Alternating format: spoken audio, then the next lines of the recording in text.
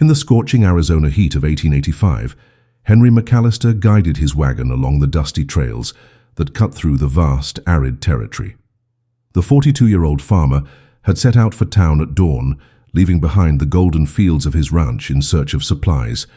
Beside him, huddled against the worn wooden seat, sat Clara, a 23-year-old woman with purple marks on her wrists and a gaze lost in the infinite horizon.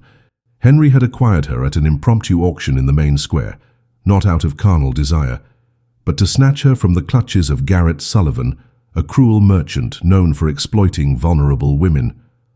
"I bought your freedom, not your body," he murmured, gently holding the young woman's trembling hand as the sun began to set, painting the sky in shades of orange that reflected in Clara's frightened eyes. The first few days at the McAllister Ranch passed in heavy silence. Clara woke before dawn with nightmares that left her in a cold sweat, even with the desert's morning breeze. Henry kept a respectful distance, brewing strong coffee in the iron kettle while she hid in the corners of the adobe house, watching through dusty windows as the wheat fields stretched to the distant mountains. The nearest neighbors, the Garretts and the Morrisons, began to appear with suspicious frequency, bringing apple pies and indiscreet questions about the new woman. Gossip spread through the neighboring farms like wildfire through dry straw, questioning Henry's true intentions and fueling malicious speculation about Clara's dark past, her eyes still bearing the weight of unhealed traumas. The situation became complicated when Garrett Sullivan discovered Clara's whereabouts. The burly man with a grizzled beard and a scar on his face refused to accept having lost his most valuable merchandise and began to prowl the region on his black horse. He sent messages through hired cowboys, reminding Henry that Clara had been paid for and that he had rights to her.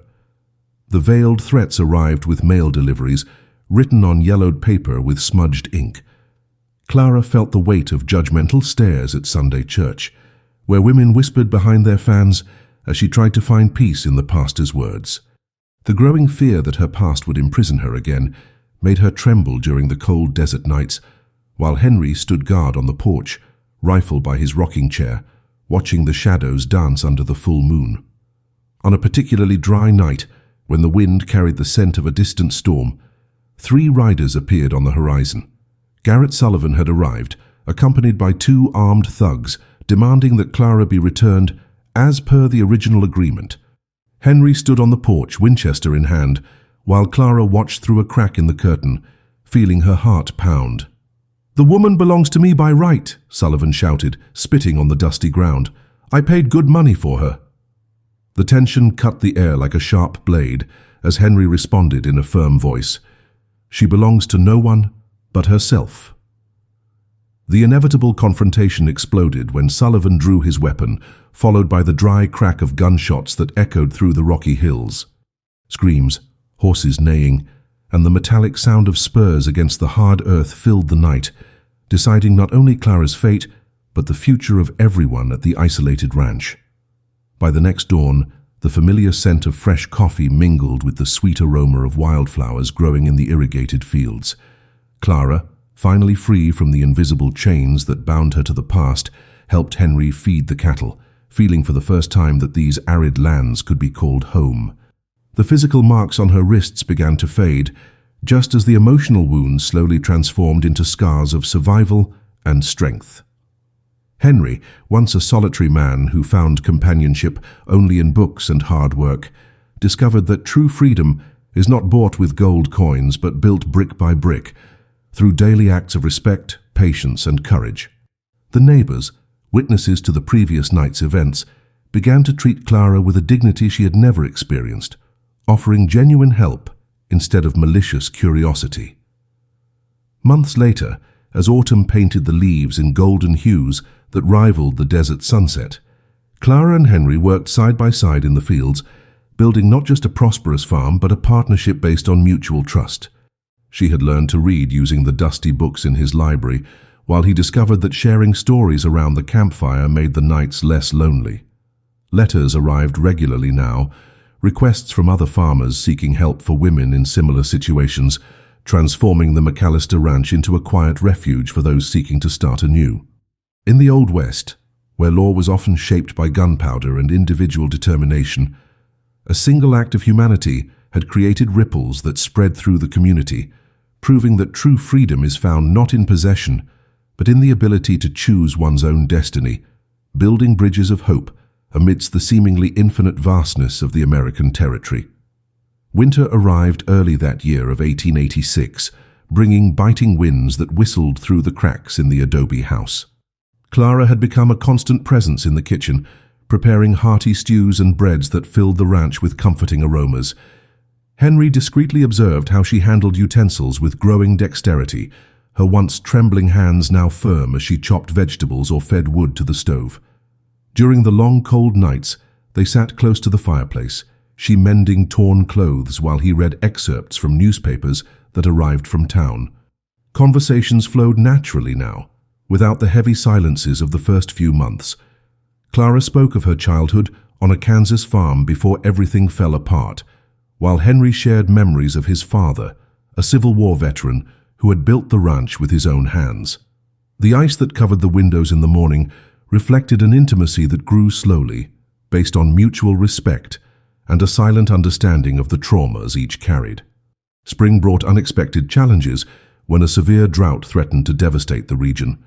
Wells began to dry up, and cattle showed signs of malnutrition, forcing Henry to make difficult decisions about which animals to keep and which to sell. Clara suggested planting drought-resistant vegetables she had learned to cultivate in Kansas, using irrigation techniques her father had taught her years earlier. Working under the scorching sun, they dug makeshift channels and built a rudimentary rainwater harvesting system. Neighbors, initially skeptical, began to visit the ranch to observe the innovations Clara implemented. Martha Morrison, the neighboring farmer's wife, brought special seeds and offered genuine help, marking a shift in the community's attitude. Local women, once whispering gossip, now sought Clara for advice on gardening and food preservation, recognizing her practical wisdom and determination. On a particularly hot July afternoon, a group of bandits attempted to invade isolated properties in the region, taking advantage of the vulnerability caused by the drought. Henry was in town negotiating the sale of cattle when the men appeared at the ranch, expecting to find only a defenseless woman. Clara, however, had learned much about courage in the preceding months. She locked herself in the house and fired warning shots with the rifle Henry had taught her to use, shouting that there were more armed people hidden in the stables. Her firm voice and accurate shots convinced the invaders that this would not be an easy target. When Henry returned at dusk, he found Clara calmly preparing dinner, as if nothing had happened. Only the bullet marks on the outer wall of the house betrayed the confrontation. That night, he realized that the fragile young woman he had bought a year earlier had transformed into a strong, independent woman capable of protecting not only herself, but everything they had worked for together. Autumn arrived with good news and new challenges. The harvest of the resistant vegetables had been surprisingly abundant, ensuring enough food for the winter and a surplus to sell in town. Clara had established a small bartering network with other farm women, offering her knowledge of food preservation in exchange for fabrics and other necessities. However, a letter arrived from a Phoenix lawyer informing them that distant relatives of Garrett Sullivan were questioning the legality of Clara's sale, claiming she had been kidnapped. The legal process threatened not only the peace they had achieved, but also Henry's reputation in the community. Clara, demonstrating a courage she didn't even know she possessed, decided to face the situation head-on. She traveled to Phoenix accompanied by Henry and Martha Morrison as a witness, determined to tell her version of events before the judge. In the courtroom, with a clear and firm voice, she recounted the abuses she suffered and how Henry had been her salvation, not her buyer. The judicial decision was unanimous. Clara was a free woman who had chosen to remain at the McAllister Ranch of her own free will. The judge publicly condemned Garrett Sullivan's practices and ruled that any attempt to pursue Clara would be considered criminal harassment. The legal victory brought a sense of relief that spread throughout the community, solidifying the respect Clara had earned. Back at the ranch, she and Henry celebrated discreetly, savoring a bottle of wine he had kept since his father's death. That night, sitting on the porch under a starry sky, they finally talked about the future with genuine hope. Clara expressed a desire to expand the garden and perhaps raise chickens, while Henry spoke of improvements to the house and the possibility of hiring another worker to help with the cattle. For the first time, they made plans as true partners, united not by necessity or circumstance, but by a sincere affection that had grown through the seasons. 2 years had passed since that first wagon journey across the Arizona desert. Clara, now 25, had become a respected figure in the community, known for her generosity and practical wisdom. Her small vegetable and canning business prospered, providing extra income for the ranch. Henry, at 44, discovered that sharing life with someone did not mean losing his independence, but rather multiplying his joys and dividing his burdens. They married in a simple ceremony at the local church, with Martha Morrison as maid of honor and half the community present to celebrate. The McAllister Ranch had become a symbol of new beginnings and hope for all who knew their story. Clara maintained regular correspondence with other women who, inspired by her journey, had found the courage to leave abusive situations. In the vastness of the Old West, where survival depended on strength and determination, they proved that true freedom arises when two people choose to build something greater than their individual pains, creating a legacy of dignity and love. The summer of 1888 brought unexpected changes when Clara discovered she was expecting a child. The news came through the town's midwife, Doña Elena, an experienced Mexican woman who attended births throughout the region. Henry received the information with a mix of joy and concern, remembering the dangers surrounding motherhood in the isolated Arizona territory. Clara, initially apprehensive due to traumatic memories of her past, gradually embraced the idea of bringing a new life into the world. She began to prepare a small room in the house, sewing delicate clothes by candlelight during the cooler nights. Henry built an oak cradle, carving small horses into the sides with the same dedication he applied to all his ranch work. The neighbors, now true friends, offered constant help. Martha Morrison brought handmade blankets and recipes for medicinal teas that would help during pregnancy. The entire community seemed to share the anticipation, as if this child represented new hope for everyone. During the months that followed, the ranch prospered in unexpected ways. Clara, even while pregnant, continued to oversee the expanded garden that now included medicinal herbs and spices she had learned to cultivate with Doña Elena. Henry hired 2 Mexican workers, Diego and Carlos, who brought valuable knowledge about raising cattle in an arid climate. The property gained new stables and a windmill that pumped water from a deeper well they had dug. Sales in town increased considerably, not only for agricultural products, but also for the cattle that had multiplied under the specialized care of the new team. Clara established a small informal dispensary where she attended to women in the region with health problems, using the knowledge she acquired from the midwife. Her reputation as a natural healer spread quickly, attracting people from distant farms who sought her home remedies. Henry proudly watched as his wife had become a central figure in the community, respected not only for her story of overcoming adversity, but for her genuine contribution to everyone's well-being. Winter arrived with an unexpected storm that lasted 3 consecutive days. Clara was 8 months pregnant when contractions began during the frigid December madrugada. Henry galloped through the snow to fetch Doña Elena, leaving Clara in the temporary care of Martha Morrison, who had insisted on staying at the ranch during the final days of the pregnancy. The midwife arrived at the exact moment, carrying her leather bag full of instruments and necessary herbs. The labor was long and difficult, with Clara fighting through hours of pain as the wind howled outside the house, warmed by the constant fireplace. Henry waited in the main room, pacing nervously between the ice-covered windows and the bedroom door, where his wife was fighting the most important battle of her life. Diego and Carlos stood guard in the stables, tending to the animals while silently praying for the health of their mistress and the child about to be born.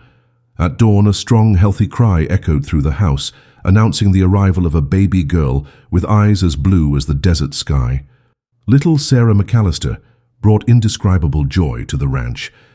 Clara, despite the exhaustion of childbirth, radiated a happiness that was contagious to everyone around her. Henry, who had never held a baby before, discovered a tenderness he didn't even know existed within him. He spent hours watching his daughter sleep in the cradle he had built, marveling at every small movement and sound she made. The entire community celebrated the birth with gifts and constant visits. Reverend Thompson came personally to bless the child, declaring that she was a symbol of the renewal and hope that the American West represented. Martha Morrison practically moved into the ranch during the first few weeks, helping Clara with baby care and teaching her techniques she had learned raising her own 5 children. Diego and Carlos, tough men accustomed to hard labor, melted at the sight of little Sarah, competing to see who could make her smile first. The girls' arrival transformed the McAllister Ranch into a true home, filled with laughter, lullabies, and a love that extended far beyond the property's borders. Sarah's early years were marked by constant discoveries and mutual growth for the entire family. Clara developed a natural ability to balance motherhood with her responsibilities on the ranch, often carrying her daughter in a sling while tending the garden or preparing remedies. Henry built a small fenced play area where Sarah could safely play, watching the horses and trying to imitate the sounds of the animals. The girl grew strong and curious, learning to walk on the arid lands of Arizona and developing a natural love for the nature that surrounded her. When Sarah turned 2, Clara discovered she was pregnant again. The news was received with even more joy than the first time, as they now had experience and confidence in their parenting skills. Henry expanded the house, building 2 additional bedrooms and a larger living room to accommodate the growing family. The second pregnancy went smoothly, resulting in the birth of Thomas, a robust boy with brown hair like his father's. With 2 young children, the ranch buzzed with activity and joy, definitively consolidating the transformation of a place of refuge into a truly prosperous family homestead. In 1892, 6 years after that first wagon journey that had changed their lives forever, Clara and Henry contemplated their miniature empire during a particularly spectacular sunset. Sarah, now a 4-year-old girl, ran through the fields chasing butterflies, while 2-year-old Thomas tried to keep up with his unsteady legs. The McAllister Ranch had become one of the most respected properties in the region, known not only for the quality of its products, but also for the generosity and integrity of its owners. Clara maintained an informal school where she taught other women to read and write, as well as imparting knowledge about agriculture and natural medicine. Henry had been elected to the town council and frequently mediated disputes between farmers, gaining a reputation as a fair and wise man. Together, they had proven that a person's true worth lies not in their past, but in their ability to choose a better future. In that wild Arizona territory, where each day demanded courage and determination, they built not only a prosperous family, but a legacy of hope that inspired all who knew their extraordinary story of love, freedom, and human redemption. The year 1893 brought severe economic challenges. When a national depression hit Arizona, farmers hard. Cattle prices plummeted, and many neighboring properties went bankrupt, forcing entire families to abandon lands they had cultivated for generations. Henry watched with growing concern the signs of hardship. Loaded wagons passed along the main road eastward, carrying everything families could carry. Clara, now a mother of 3, Sarah had gained a younger brother named Daniel, used her creativity to find new sources of income. She significantly expanded the production of preserves and natural remedies, selling to merchants who traveled between distant towns. Her reputation as a healer had grown so much that people made 2-day journeys to consult with her. Martha Morrison organized a group of women who worked together producing quilts and clothes to sell in the growing urban centers. The McAllister Ranch, thanks to clever diversification and everyone's hard work, managed not only to survive the crisis, but also to offer temporary employment to desperate men who had lost their properties.